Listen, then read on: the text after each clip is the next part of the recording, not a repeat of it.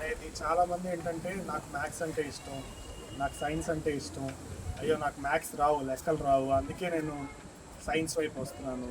ఈ ఆలోచన పెట్టుకోవద్దు. మనకి ఏ ప్రొఫెషన్ అంటే ఇంట్రెస్ట్ అనేది ఇంపార్టెంట్. ఒక సబ్జెక్ట్ ఏముందండి, మీతో ఎన్ని రోజులు ఉంటుంది? 2 సంవత్సరాలు అంతే కదా.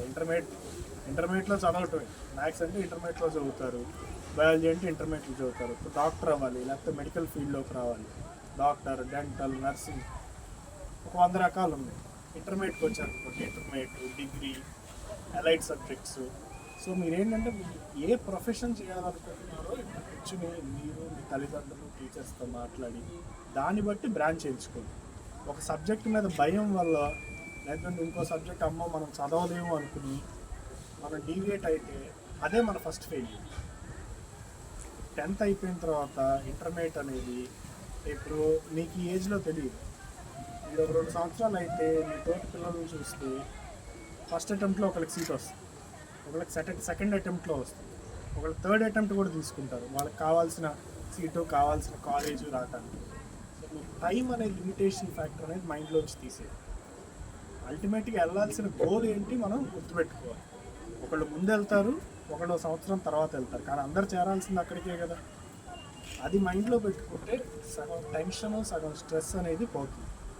ఇవే మెయిన్ హర్డిల్స్. మీరు ఇప్పటివరకు మీ తల్లిదండ్రుల మధ్య పెరిగారు. ఒకసారి ఇంటర్మీడియట్కి వెళ్ళంగానే కొంతమంది హాస్టల్కి వెళ్తారు. మీ స్కూల్ ఇప్పుడు బావిలో కప్ అంటాను, మన స్కూల్లో మనం 30 మంది పిల్లలతో పెరుగుతాం. కానీ ఇంటర్మీడియట్కి వచ్చేసరికి ఇలాంటి ఒక 20 స్కూల్స్ నుంచి ఒక్కొక్క స్కూల్లో ఉన్న టాప్ 5, టాప్ 10 వాళ్ళు వస్తారు ఇంటర్మీడియట్. అక్కడ మనం ఫస్ట్ బెదిరిపోతాం. ఒకళ్ళు ఏంటంటే 8th క్లాస్ 9th క్లాస్ నుంచి ఇంటర్మీడియట్ కోచింగ్ తీసుకున్న వాళ్ళు ఉంటారు మన పక్కన, ఒకళ్ళేమో అప్పుడే చదువుకుంటూ ఉంటారు. సో ఫస్ట్ ఆ భయం తీసేసేయండి.